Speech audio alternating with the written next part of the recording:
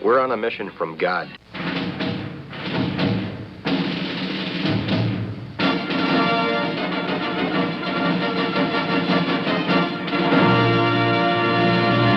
And now for something completely different.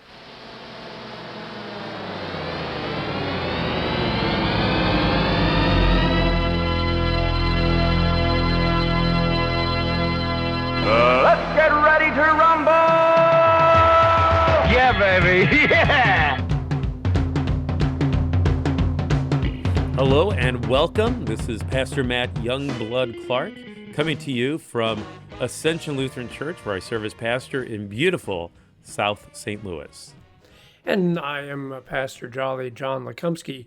And yes, I'm also in a very, very beautiful area right now. Northfield, Minnesota, 75 degrees weather today.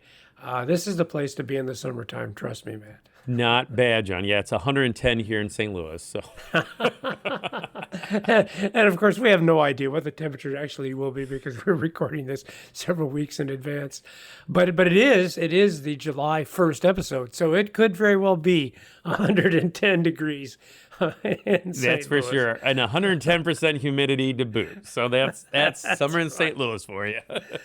Yeah, that's what Lynn said. I just stepped outside and I'd be sweating. I didn't even have to do anything. Exactly. But I'm glad that I mentioned that this is the first episode of July. You know, last week we had mentioned Paul Clayton, who was one of the founders of Wrestling with the Basics, so a big radio promoter. He actually knew what he was doing, John, right? He did. We don't know what we're doing. We're just pastors. But Paul was a professional. He was good, really good. He did radio for a living. And so in honor of Paul, I think we need to do a promotion to try to get more people to listen to us. I mean, it's not like you don't already have all kinds of great reasons to listen to Wrestling with the Basics. You got your dumb jokes. You got your excellent Bible study. You got your occasional health tips and housekeeping advice and stuff like that. But this is what we're going to start doing today. Since this is the first episode all right, in July. What are we doing now? If you listen to Wrestling with the Basics, every time you listen to the show, you're going to get a free Wrestling with the Basics bonus bucks. Okay? Whoa! Wow! Yeah, that sounds every great, time John. you listen, a free Wrestling with the Basics bonus bucks. In fact, Matt, we're going to give triple for the summer. Whoa! If you listen in July and August, you won't get just one bonus buck, but you will get 3 bonus bucks. Okay? Wow! Tell me Pretty more, impressive. John. More? Isn't that enough, Matt? I mean, we're giving away bonus bucks. I think that would be. Yeah, you got a point, though, don't you, Matt? I never thought about that. What do you do with the bonus bucks? Is there a place to redeem these bonus bucks? Oh, man. I didn't think this through, man. I can see that I didn't really think this through. Redeem, you said. Redeem. So, like, what do you mean by redeem, Matt? Like, I mean, there are these bonus bucks. Can they be used towards something, John? Is there? Towards something. Oh, well, all right, man. I tell you what, I'll have to think about it. I guess I didn't really think through this whole. I like the idea of bonus bucks. But all right, so next week I'll work on that, Matt. What exactly can you do? But right now, I'll tell you what. We'll give you 5 bonus bucks every time you listen. Whoa. Okay. Would 10 be what good, a you deal. think, Matt? Okay. And then we'll figure out what that means next week. So, okay. Yeah, redeem them. I never thought of it. Okay. All right. Well, Matt, we need to get back onto the show. If All our right, go ahead. listeners, well, I was just going to mention, John, if our listeners don't know it, this is unrehearsed, these introductions. Yeah, they probably assume that already, but They suspect it, I'm sure, Matt. I'm sure they suspect it. But again, hey, what's the big deal? You're getting 10 free bonus bucks. There you go. What's your problem? What do you have to complain about? That's right. That's right. What other show on KFUO is giving out bonus bucks? Much less 10 bonus bucks every time you listen. Not a single one. That's right. And then, you know what? If you listen to the same episode twice, we'll still give you $10 for each episode, even That's though right. it's the same episode. Okay. In fact, we really like if you do that because it boosts our numbers. Because they don't know how many people are actually listening. They just know how many times the stupid thing is downloaded. So do us a favor, even if you don't listen to it, just like download it like a Just dozen download it. times. 10 bonus bucks And we'll- coming your way. And we don't care whether you listen to it or not. We'll still give you 10 bonus bucks for each download. All right. Paul would be proud. He would be proud. So you did the Trinity. That's a basic fundamental. Yes. And I would suggest to you another basic fundamental trademark of Christianity is the 12 apostles, right? Do you have them anywhere else? I think people that aren't even familiar with Christianity, they know the 12 apostles. That's a common phrase. 12 disciples. People know that whether they're Christians or not, right? That's foundational. But the question I want to ask you, and I'm not trying to put you on the spot, because as you said, we don't prepare any of this. It's pretty obvious. Do you know why? Do you know why we have 12 apostles? Why the 12? So why the number 12, John? No, I don't really care about the number. It could have been a dozen, 10, 9. I don't care. But why even have a bunch of apostles? Why do we have a bunch of apostles? Yeah, I mean, I think, the number 12 in particular, I think there's a connection to the Well, tribes, go ahead. right? Why do you think the 12? Well, I would say, the 12 tribes of about? Israel, I think there's kind of a Okay. neat connection there too. And, why did God choose 12 tribes, right? These sons of Jacob. But, so I think there's a neat connection there between the Old and New Testament, for one thing. But, why have 12 and not just one or two? I would say, as they, looking, in Jesus' ministry and even beyond, right, after his ascension, there's more people to go out and share the good news of who Jesus Christ is. So going back to the 12 thing, now that you brought that up, it is interesting, like you said, you've got 12 tribes, 12 apostles. It is interesting that you have to have a 12 too, because, when Judas dies, what's the first thing that the early church does? Yeah, so you're right away. They search the scriptures, right, the Old Testament, and one will take his place, and so they cast lots and they fill that void. And Matthias is the guy who's chosen, and he takes Judas's place. And is it Matthias? Yeah. I guess it is. Okay. I'm sorry. I don't remember the names. There's too many of them. If there was Trinity was a good thing. You got 3 of them. You got Father, 3, Son, yes. Holy Spirit. But now you get into 12. It's just, okay. It did interest me, though, that you got the same thing in Revelation, where you have a listing of 12 tribes, and yet they're different. They're different than the 12 tribes that are in the Old Testament. Well, and then, yeah. Go ahead. I'm glad you brought that up because, in Revelation you also have the 24 elders, right? And all of a sudden there's 24. What's the deal with that? But I think there's a connection to the 12 tribes in the Old Testament, 12 apostles in the New, and this unity of the prophets and the apostles, right? The Old and New Testament coming together there in this fulfillment in heaven itself, gathered around Jesus, worshiping him. So, yes, some neat connections, I think, with the 12 apostles. And what's interesting is that this happened to have 12 because, like I said, the list of the tribes is different in the book of Revelation. My wife was puzzled by that, actually asked our pastor, Pastor Lane here at Peace Lutheran in Faribault. And do you know he remembered that question 6 months later? Because when we came back, he said, I've got an answer for your question, Lynn. And the answer is that one of those tribes was apostate. In the Old Testament, it was apostate.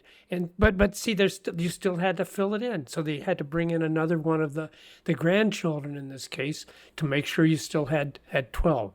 So about to have 12. Even if one of them, like Judas, is apostate, you still got to have someone come back in and replace that. Well, anyway, back to the original question, which wasn't just why there's 12. Because I would have been happy with just 1 or 2. Less to keep track of. Less to keep track of. But I was reading in Matthew 9, verse 35, and it actually is what you just said, this desire to get the word out to everybody. But there's a very, very fine motive given for why Jesus sends out apostles. So if you don't mind reading, you have your Bible with you? Did you bring it today? I've got it. All right. Always, So John. if you wouldn't mind reading at verse 9, verse 35 through 38. All right. And Jesus went throughout all the cities and villages, teaching in their synagogues and proclaiming the gospel of the kingdom and healing every disease and every affliction. When he saw the crowds, he had compassion on them because they were harassed and helpless like sheep without a shepherd. Then he said to his disciples, "The harvest is plentiful, but the laborers are few. Therefore pray earnestly to the Lord of the harvest to send out laborers into his harvest."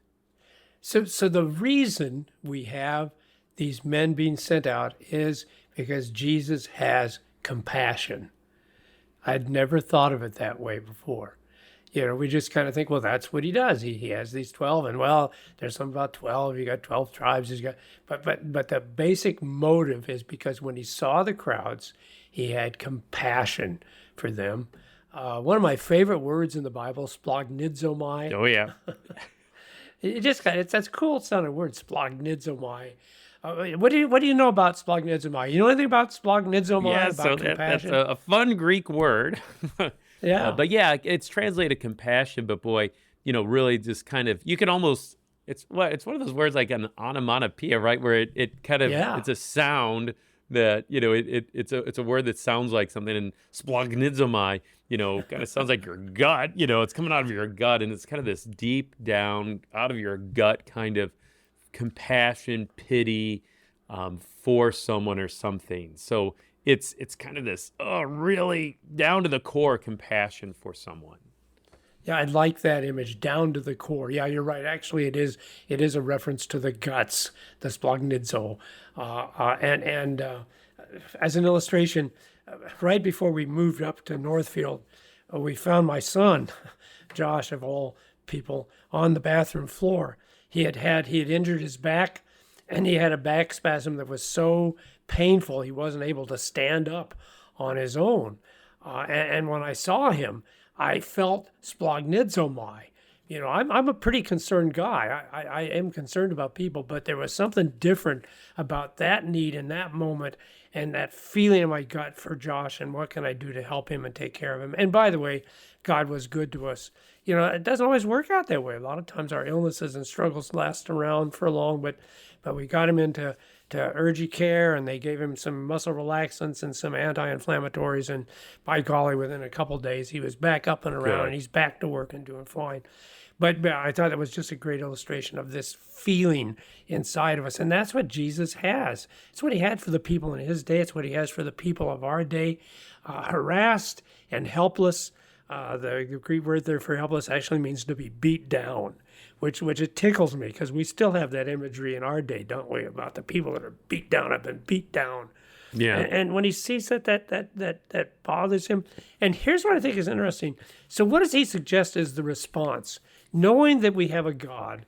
Now you're back to this whole triune God thing you had last week, Matt. Now we know what that God, this triune God, that what brings him together, what makes his oneness, what he's one in is compassion. Okay? That's part of the unity. I don't care whether he's Father, Son, or Holy Spirit, you can trust that he has splagnidzomai, compassion.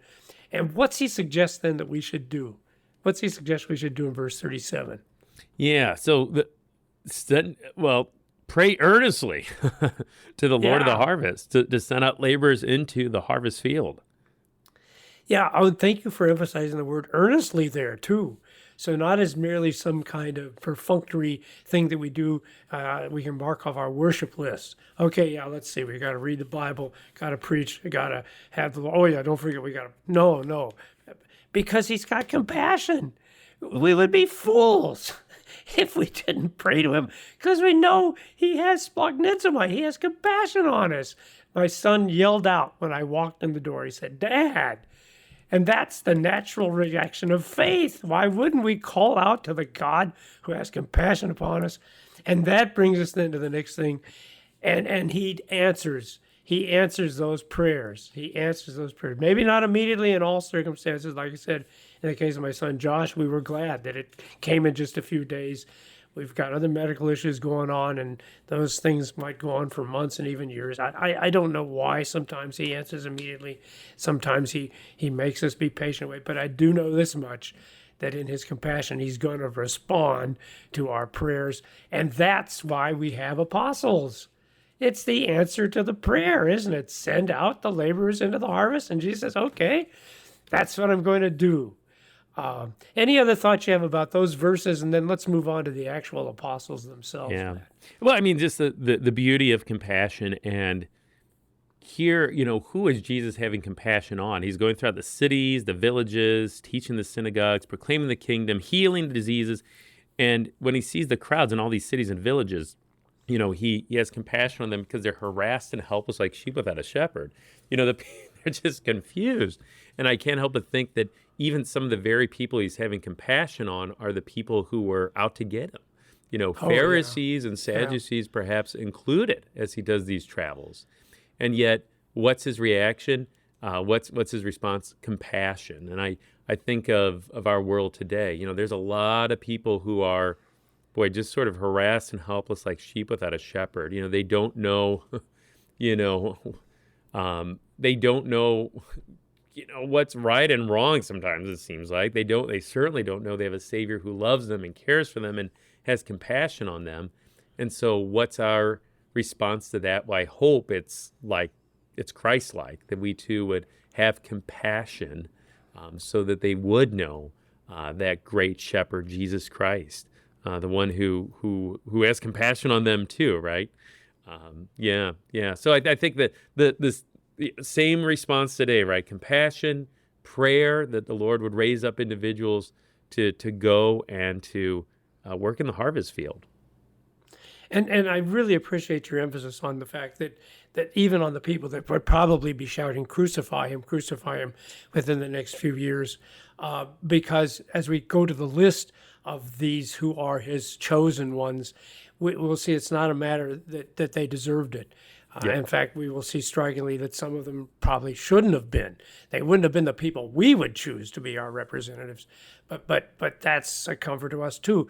If ever we find ourselves feeling, well, yeah, I can understand why Jesus would have compassion on that person, but I don't know. I don't know that he would have compassion upon me with whatever it is that's troubling my conscience, with my lack of faith and trust in him. But no. That the compassion. Trust me, you don't have compassion upon people because they deserve it. That's not how it works. You have compassion upon people because you see their need and you see that you can be of help to them in their need. Well, if you wouldn't mind reading verses 10 through 4, let's get a list of the people now that he's sending out to answer this prayer of sending out the workers, the laborers into the harvest. And he called to him his 12 disciples and gave them authority over unclean spirits, to cast them out, to heal every disease and every affliction. The names of the 12 apostles are these. First, Simon, who was called Peter, and Andrew his brother, James the son of Zebedee, and John his brother, Philip and Bartholomew, Thomas and Matthew the tax collector, James the son of Alphaeus and Thaddeus, Simon the Canaanian, and Judas Iscariot, who betrayed him. And so right away, you can see, no, it's not a matter of these people deserve. That's not why he has compassion, because he has compassion upon Judas Iscariot, who betrays him. It always tickles me that Matthew, no one else gets any kind of clarification other than Judas and Matthew. And what does Matthew call himself? The tax collector. And he could have glossed over that. He's the one writing this gospel, right? But he includes the tax collector. And he doesn't need to say that because this is also the chapter where he gets the call. So we already know that, but I think it's kind of cool that Matthew says, yeah, I was a tax collector, and yet he had compassion on people. And I think as you said earlier, Matt, see, that's the cool thing. He takes people and he has compassion upon them and turns around and then uses them to have compassion on other people. That's how we're... Isn't it compassion upon compassion? Compassion for the crowds, but compassion on the people he sends out to teach and preach among the crowds. That's pretty neat. And so we love as he first loved us. Yeah, that's how it works. Now, the question is, Matt met a few weeks ago, and this actually became a foundation for one of my sermons, is you made a distinction between what the Bible describes and what the Bible prescribes, right? What we have to do and what the Bible just tells us Yes. happened. And it occurred to me this is a perfect example of that, because these 12 men were going to have authority over unclean spirits. They were going to cast out the spirits. They're going to heal every disease and every affliction. And that, of course, that's just a description. Have you ever done any of those things in your ministry, Matt? Not in the way that the apostles did, no. No. And I haven't either. In fact, why don't you read, let's just read a couple of verses here about, if you wouldn't mind, read verses 5 through, let's just read verses 5 through 10. Okay. Okay. These 12 Jesus sent out, instructing them, "Go nowhere among the Gentiles to enter no town of the Samaritans, but go rather to the lost sheep of the house of Israel. And proclaim as you go, saying, the kingdom of heaven is at hand. Heal the sick, raise the dead, cleanse lepers, cast out demons. You received without paying, give without pay. Acquire no gold or silver, nor copper for your belts, no bag for your journey, nor 2 tunics, nor sandals, nor staff, for the laborer deserves his food." Okay. And again, I think this is a perfect illustration of what you talked about earlier about being descriptive, but not prescriptive. Obviously, I don't heal the sick. I don't even encounter lepers so that I could cleanse them one way or the other. You get paid for being a pastor, don't you, Matt? Yep. Okay, so you are acquiring gold or silver. I frankly don't have a bag. Well, I do have a bag. I take the bag. We got a nice bag when we travel to Antarctica. Okay, but I don't have sandals or a staff, and I don't have one tunic, little less two. So what I'm saying is, again, none of these things necessarily apply to the ministry here and now today. And in fact, what's ironic is none of these prescriptions actually would apply to the apostles forever either. Because what's the one kind of troubling thing that he says to these guys, this troubling direction at the very beginning of these words? Yeah, they're he gives them some boundaries, doesn't he? He says, Yeah. Go nowhere among the Gentiles and enter no town of the Samaritans, go rather to the lost sheep of Israel. So he really puts some limits on where he wants them to go in terms of the healing and the teaching and the preaching. And yet what's ironic is at the end of the Gospel of Matthew, and we know this, Matt, because you brought this to us, our attention last week. How does it change at the end of the Gospel of Matthew? So the Gospel of Matthew, all limits are taken away, right? Go and make disciples of all nations. Leaves absolutely, positively no one out of that disciple making. So here's the thing. Not only when we read the Bible do we not need to ask ourselves, is this descriptive or prescriptive? But then even if it's prescriptive, we need to ask ourselves, is this something that God has established for all times, at all places, and everywhere? Okay? Because not necessarily. I think Jesus is still sending out people into the harvest. I think that's what you're doing even as you speak. I think that's what I did, and I continue to do it because I'm preaching at some smaller churches around here in Minnesota and Illinois. But no, not everything that Jesus says in the Bible necessarily applies to all men in all places. Didn't even apply to these men at all times, because now, of course, it's a different assignment. Now all nations are to be preach the gospel to, not just one particular group, not just the lost sheep of the house of Israel. And so we need to remember that. Christians sometimes do, Christians sometimes don't. We really have to ask ourselves what the loving thing is to do in a particular. Now, I'm not denying that the commandments are universal. They apply everywhere, all the time, any place. Love your neighbor as yourself. Fear, love, and trust God above all things, and as those are explicated in the Ten Commandments. Yeah, that applies everywhere. But outside of that, Christians have a lot of different flexibilities in terms of what choices they make. Now, the problem is, and it's the end of the show, Matt, at this point we have no idea what any of these instructions have to say about us, except to say that we don't necessarily have to follow all of them in our ministry. So if you don't mind, Matt, and this will actually give me something to talk about the next time we get together, I I want to ask the question, what do these 12 apostles, what do they have to say about us today? Okay? Okay. Can we do that next time, Yeah, Matt? sounds like a plan. This has been Wrestling with the Basics.